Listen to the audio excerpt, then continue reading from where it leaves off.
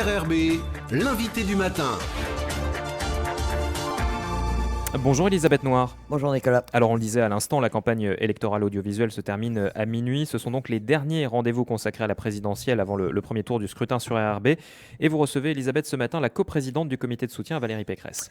Virginie Ruffnac, bonjour. Bonjour. Vous êtes la coprésidente avec Pascal Vittori du comité de soutien Calédonie à Valérie Pécresse, la candidate des Républicains. Merci d'avoir accepté notre invitation. Alors on a vu cette semaine la plupart des partis loyalistes des Républicains calédoniens, Calédonie Ensemble, apporter leur soutien à Emmanuel Macron.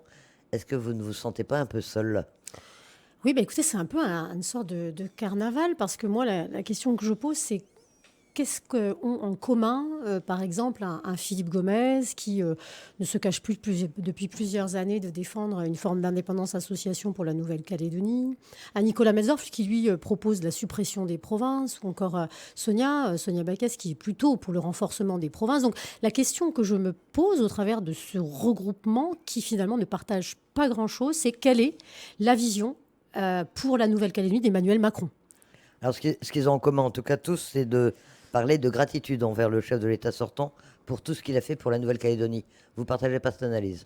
Ah non, alors écoutez, moi je pose la question, est-ce que nous devons avoir de la gratitude pour Édouard Philippe et République En Marche d'avoir instauré une nouvelle discrimination électorale en ayant permis aux personnes de statut coutumier en Calédonie d'être inscrites d'office sur la liste électorale ? Devons-nous avoir de la gratitude pour ces 5 dernières années où en matière d'insécurité, la Calédonie a connu bien des situations difficiles et il a fallu attendre, je vous le rappelle, 4 mois avant l'élection présidentielle pour enfin avoir un nouveau commissaire qui gère véritablement l'ordre public, à quelques mois encore de l'élection présidentielle. Vous vous rappelez de comment s'est passé le second référendum. Faut-il avoir de la gratitude pour n'avoir eu aucune politique en matière, même si c'est une compétence de la Calédonie, mais l'État a un rôle à jouer majeur de développement des énergies renouvelables en Calédonie. Eh bien, nous aurons une centrale à fioul lourd accostée à la SLN au mois d'août pour alimenter notre usine. L'État ne s'est pas du tout engagé sur ces sujets et bien d'autres. Donc non, moi je considère que sur la date du référendum, puisque c'est cela dont il s'agit, il n'y avait pas d'autre choix que de laisser cette date. Il n'y avait aucun élément matériel qui permettait de la déplacer. Et Emmanuel Macron savait très bien qu'il aurait une opposition nationale de notre famille politique frontale sur ce sujet, puisque Christian Jacob avait prévenu, si jamais la date était touchée, ils auraient les Républicains dans les mollets, la République En Marche, jusqu'au présidentiel. Donc tout ça fait que si nous sommes Français aujourd'hui, c'est grâce aux Calédoniens qui sont mobilisés depuis tant d'années pour vraiment défendre cette Calédonie dans la France à laquelle ils croient. On parle aussi de gratitude envers Emmanuel Macron pour l'aide apportée par l'État dans la crise sanitaire ou encore l'aide financière apportée à la Nouvelle-Calédonie au travers des prêts accordés par l'État. Nous sommes tellement habitués à être traités comme des sous-citoyens que quand la situation est normale, on s'en étonnerait presque. L'État a fait ce qu'il a fait pour les autres territoires de France, pour la Nouvelle-Calédonie, dans cette crise sanitaire, et c'était bien normal. Et puis, de toute façon, moi, je ne suis pas là pour tout critiquer. C'était très bien que l'État accompagne la Nouvelle-Calédonie, et ça aurait été un autre président de la République, il en aurait fait de même. Ça n'est pas le manque de moyens financiers qui ont manqué à la Nouvelle-Calédonie ces dernières années. C'est un gouvernement et un président de la République qui traite le sujet calédonien. Or, aucun de nos sujets de fond n'a été traité. Il y a une rupture totale de dialogue en Nouvelle-Calédonie aujourd'hui. Plus personne n'est autour de la table. Nous avons une crise économique qui met la Calédonie tout en bas.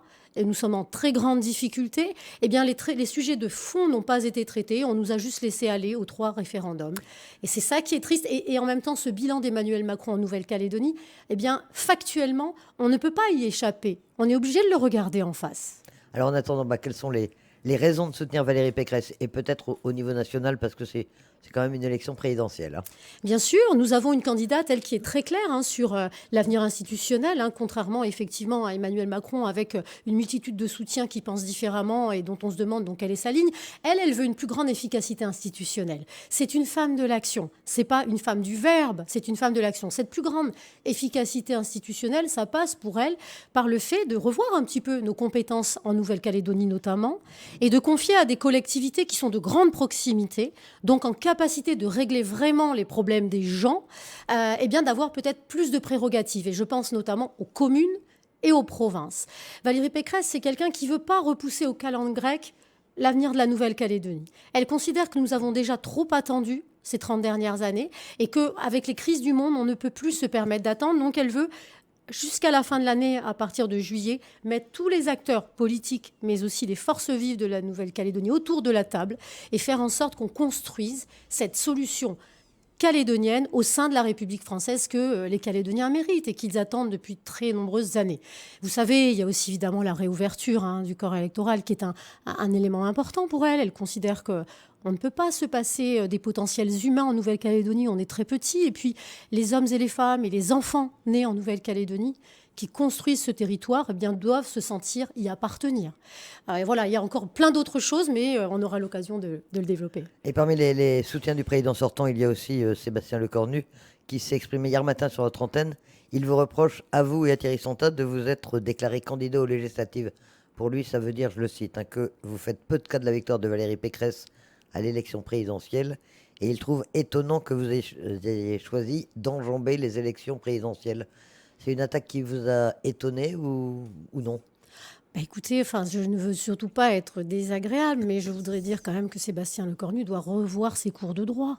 Parce que précisément, l'Assemblée nationale, les députés, c'est un contre-pouvoir à l'exécutif, c'est-à-dire au gouvernement de la République, à son président de la République. C'est comme ça que notre démocratie fonctionne sainement.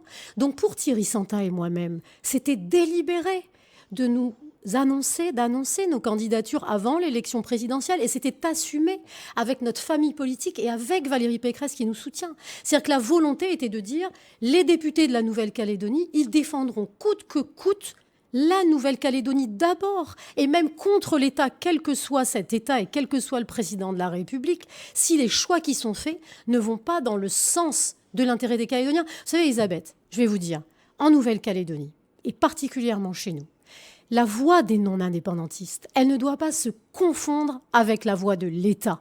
Parce que si vous avez cela, eh bien, à ce moment-là, vous avez des élus qui se couchent. Quand, par exemple, Édouard Philippe, comme je vous le disais tout à l'heure, inscrit l'inscription des coutumiers d'office par rapport aux natifs de Nouvelle-Calédonie non coutumiers.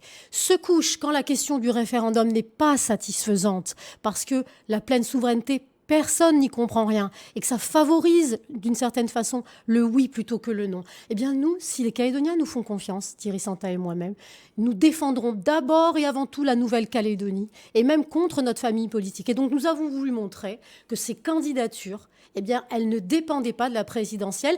Et ces dernières années, La République En Marche a fait du Parlement, des députés, de l'Assemblée nationale, ses sujets, ses employés. Sauf que notre démocratie, elle ne peut pas fonctionner comme ça, parce que la France est un grand pays qui, justement, a des contre-pouvoirs qui peuvent équilibrer et faire en sorte qu'on ne sombre pas dans une dictature, dans un pouvoir qui est uniquement au niveau du président de la République. Pour revenir à l'élection présidentielle, justement, Valérie Pécresse, au niveau national, comme présidente de la France, quels sont les atouts que vous lui voyez? Pourquoi voter pour elle? Alors, c'est une femme de droite assumée, c'est une femme d'autorité et d'ordre, et je crois que dans notre pays, aujourd'hui, nous en avons besoin. Il y a du désordre partout, et il y a besoin de retrouver un cap de fonctionnement. Mais c'est surtout une femme de grande action, je vous le disais. Elle est présidente de la plus grande région de France et d'Europe aujourd'hui, 12 600 000 habitants pour la région Île-de-France. Elle n'est jamais attaquée sur son bilan. Elle a présidé donc à 1/5 des habitants de la France en étant plébiscitée pour un second mandat. Et donc, c'est une femme d'action en Nouvelle-Calédonie. Elle veut un plan national de réinvestissement, car elle veut relancer l'économie de la Calédonie, non pas par le subventionnement, mais par le fait de redresser certaines filières, de lancer certaines filières, d'aider la Nouvelle-Calédonie à se reprojeter vers l'avenir pour sa jeunesse. Et notamment, je vous parlais des énergies renouvelables tout à l'heure, mais aussi le sauvetage de notre industrie nickel qui connaît des difficultés aujourd'hui et de toutes les autres filières qui vont porter aujourd'hui la Nouvelle-Calédonie. Et puis, vous savez, il y a la base navale aussi. Elle veut que la Calédonie devienne un poste avancé de l'Europe dans le Pacifique. Et nous pouvons rayonner à nouveau. Nous avons beaucoup parlé de nous de manière très négative ces dernières années. Eh bien, elle propose qu'on revienne à un développement économique, à un rayonnement de la Calédonie, parce qu'elle a conscience qu'il n'y aura pas de paix en Nouvelle-Calédonie, de paix sociale, sans prospérité économique de la Nouvelle-Calédonie. Virginie Ruffnac, j'imagine que comme tout le monde, vous regardez les sondages, même s'il faut être prudent avec les chiffres. Est-ce que vous n'êtes pas inquiète tout de même face aux chiffres dont est créditée Valérie Pécresse? Moi, je considère que les sondages sont des puissants outils de manipulation collective. Voilà. Même après, c'est très personnel, mais moi, c'est ce que je ressens. Mais il y a quand même quelques éléments qui me permettent de penser ça. Regardez, remettons-nous dans le passé, il y a 20 ans en arrière, en 2002. Et en 2002, au mois de mars, c'est-à-dire un mois avant l'élection, juste un mois avant, Jacques Chirac est crédité de 24%. Il n'en fera que 19. Il était déjà président de la République et il demandait un second mandat. Lionel Jospin, qui était prévu au second tour, était crédité de 22%. Il fera 6 points de moins et il ne passera pas la barre du second tour. Quant à Jean-Marie Le Pen, crédité de 8 points dans les sondages, encore moins que Valérie Pécresse aujourd'hui, il fera 9 points de plus, 17 points, et sera donc au second tour. Donc vous le voyez bien, les sondages ne font pas l'élection et on essaye de nous voler un peu l'élection aujourd'hui avec ces sondages. Il y a un élément qui ne fait pas non plus l'élection, mais qui est quand même un élément de réalité. Ce sont les parrainages donnés par les maires et les élus locaux et qui drainent quand même beaucoup de nos concitoyens derrière eux, ces élus. Valérie Pécresse arrive avec plus de 2500 parrainages, très en tête dans ces parrainages. Emmanuel Macron, qui, il y a 5 ans, avait fait 1700 parrainages ou 1800, n'en fait que 100 de plus cette fois-ci. Alors qu'il y a 5 ans, il était un illustre inconnu, n'avait aucun élu local.